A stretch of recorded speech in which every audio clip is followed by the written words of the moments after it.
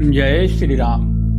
प्रभु श्री राम जी, माता श्री सीता जी के चरणों में कोटि कोटि नमन और श्री हनुमान जी महाराज के चरणों में कोटि कोटि नमन करता हूँ। सुंदर कांड के प्रसंग में हनुमान जी के मुष्टिका के प्रहार से लंकिनी की भेद बुद्धि समाप्त हुई, बुद्धि दीक्षित हुई। लंकिनी ने हनुमान जी से कहा, हे तात, अयोध्यापुरी के राजा श्री रघुनाथ जी को हृदय में रखकर नगर में प्रवेश करके जो आपको अच्छा लगे सब काम कीजिए, जो इच्छा सो कीजिए। लंकिनी ने कहा कि प्रवेश नगर की जय सब काजा, हृदय राखी कौशलपुर राजा। गरल सुधारि पुकरहि मिताई, गोपद सिंधु अनल शीतलाई। गरुण सुमेरु रेणु समताई, राम कृपा करि चितवा जाहि।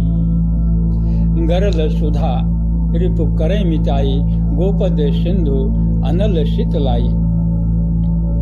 लंकिनी जो रावण के कहने पर पहरा दे रही थी, वही लंकिनी अब विनय भाव से, प्रेम भाव से हनुमान जी को कह रही है, आप अयोध्यापुरी के राजा श्री रघुनाथ जी को हृदय में रखकर नगर में प्रवेश करो और सब काम कीजिए, और आशीर्वाद भी दिया। गरल सुधा विष अमृत बन जाएगा, दुश्मन दोस्ती करेगा, समुद्र गाय के खुर जितना हो जाएगा, अग्नि शीतल बनकर आपको सहायता करेगी, और सुमेरु पर्वत जैसा बड़ा काम रज के समान हो जाएगा। और सभी आशीर्वाद हनुमान जी को सच पड़े। अशोक वाटिका में रावण कुछ नशीले फल फूल लगाए थे। हनुमान जी सब फल खाए। वह नशीला फल हनुमान जी को अमृत साबित हुई।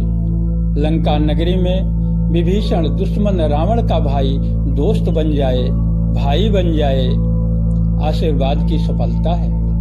समुद्र गाय के खुर जैसा बन गया हनुमान जी को। वापस आते समय कोई विघ्न नहीं, सीधे आ गए।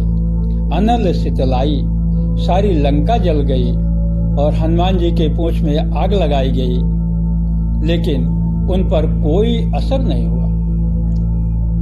अग्नि शीतल बन गई, अनल शीतलाई। राम कृपा करि चितवा जाहि। राम की जिसके ऊपर कृपा होती है, राम जी जिसको एक बार कृपा करके देख लेते हैं। जगत के मनुष्यों के लिए अगर देखा जाए तो गरल सुधा रिपु करहि मिताई, गोपद सिंधु अनल शीतलाई। गरल सुधा विष अमृत बन जाता है। जब मनुष्य शरीर मिला है तो कभी कभी अपमान रूपी विषैले घूंट को पीना पड़ता है, और जीना है तो पीना पड़ेगा, रहोगे कैसे? तो भगवान की कृपा का प्रसाद अगर आपको मिला है तो विष जो है अमृत हो जाएगा। विषैला शब्द जो है ये अमृत के समान लगेगा। रिपु करहि मिताई, जिसको अभी तक आपको दुश्मन जो दिखाई पड़ते थे, वही जो भगवान की कृपा होती है तो आपके अंदर दुर्भाव खत्म हो जाता है, सद्भाव उत्पन्न हो जाता है। वही दुश्मन मित्र के समान हो जाता है, इन्हें दुश्मन दोस्त बन जाते हैं। गोपद सिंधु, ये संसार रूपी भवसागर में आदमी गोता मार रहा है, झंझटों में, समस्याओं में जूझ रहा है, लेकिन भगवान की जब कृपा होती है, यही संसार सागर भवसागर जो है गौ के खुर के समान हो जाता है। अनल शीतलाई, शरीर के अंदर में काम क्रोध लोभ की अग्नि जो जल रही है, भगवान की कृपा होती है तो शीतल बन जाती है, आनंद प्रदान करती है। और गरुड़ सुमेरु रेणु समताहि, संसार में कितना भी भारी से भारी काम होता है, असंभव काम होता है, लेकिन जब प्रभु की कृपा होती है तो संभव हो जाता है, आसान हो जाता है। राम कृपा करि चितवा जाहि, एक बार कृपा करके अगर प्रभु देख लेते हैं तो बेड़ा पार हो जाता है। लेकिन भगवान कृपा करते हैं, वो भी हमको समझना है कि कैसे कृपा करते हैं। मानस में लिखा है कि मन क्रम वचन छाड़ी चतुराई, भजत कृपा करी हई रघुराई। मन से, वचन से, कर्म से कपट छोड़कर, चतुराई छोड़कर भगवान का भजन किया जाए तो भगवान कृपा करते हैं। इस प्रकार हनुमान जी लंका में प्रवेश किया। लंकिनी ने आशीर्वाद दिया। अब हनुमान जी बहुत छोटा सा रूप लेकर लंका में प्रवेश करते हैं कि अति लघु रूप धर्यो हनुमाना, पैठा नगर सुमिरि भगवाना। हनुमान जी ने बहुत ही छोटा रूप धारण किया और भगवान का स्मरण करके नगर में प्रवेश किया। रात का समय है। लंका नगर में प्रवेश करने के बाद हनुमान जी सोचने लगे कि लंका में जितने मकान हैं सब मंदिर जैसे हैं। ये रावण का विचारधारा का दर्शन है। सब मकान बाहर से मंदिर जैसे थे। हनुमान जी ने सोचा कि मंदिर है तो सीता जी को यहाँ होना चाहिए। मंदिर में भक्ति रूपिणी सीता माता होनी ही चाहिए, यह स्वाभाविक था। मंदिर मंदिर प्रतिकर शोधा, देखे जहां तहां अगणित योधा।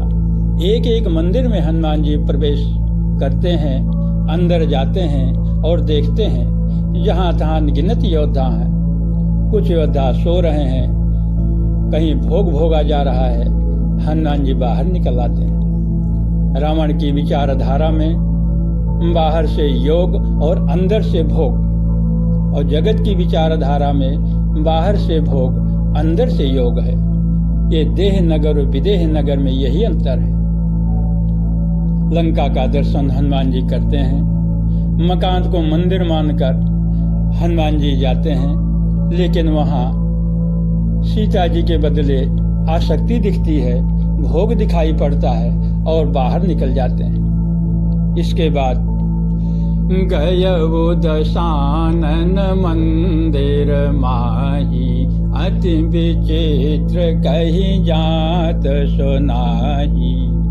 इस प्रकार रावण के मंदिर रूपी मकान में प्रवेश किया। वो अत्यंत विचित्र था, जिसका वर्णन नहीं किया जा सकता है। रावण को सोया देखा और सुंदर स्त्रियां नृत्य करते करते थक गई देखी। इस प्रकार भोग का वातावरण रावण के महल का देखकर हनुमान जी वापस निकल गए, क्योंकि वहां सीता जी हो ही नहीं सकती। सारी लंका में हनुमान जी घूमे, सब मंदिर जैसा ही मकान दिखा। फिर विचार किया और श्री रामचंद्र जी का स्मरण करके एक गली में गए तो एक मकान देखा। हनुमान जी सोचा कि यह अलग प्रकार का है। हनुमान जी ने सोचा यहाँ भवन कैसे, मंदिर क्यों नहीं। हनुमान जी मंदिर भी देखा, पर तुलसीदास जी ने मानस में लिखा है किस प्रकार का कि भवन एक पुनि दीख सुहावा, हरि मंदिर ताहाँ भिन्न बनावा। हनुमान जी को एक सुंदर महल दिखाई दिया, उसमें भगवान का एक अलग मंदिर बना हुआ था। भोग भवन और भक्ति का भवन दोनों अलग दिखाई दिए। हनुमान जी को हुआ कि यह महत्वपूर्ण है। ध्यान से देखा तो दीवार पर धनुष बाण के चित्र देखे। रामायुध अंकित ग्रह, शोभा वर्णि न जाय, नव तुलसी का वृंद तहाँ, देखी हर्ष कबीराय। वह महल श्री राम जी के आयुध, अर्थात आयुध का मतलब धनुष बाण के चिन्ह से अंकित था। उसकी शोभा वर्णन नहीं की जा सकती। वहाँ नए नए तुलसी के वृक्ष समूहों को देखकर कविराज हनुमान जी हर्षित हुए और हनुमान जी ने सोचा कि यह किसी वैष्णव का घर है, कोई साधु सज्जन रहता है। हनुमान जी सोचने लगे, इसके साथ मुझको दोस्ती करनी चाहिए, यह व्यक्ति मेरे लिए उपयोगी होगा। हनुमान जी की आगे की यात्रा अगले वीडियो में। हनुमान जी महाराज सभी भक्तगणों का कल्याण करें और सभी मनोकामना पूर्ण करें। जय श्री राम।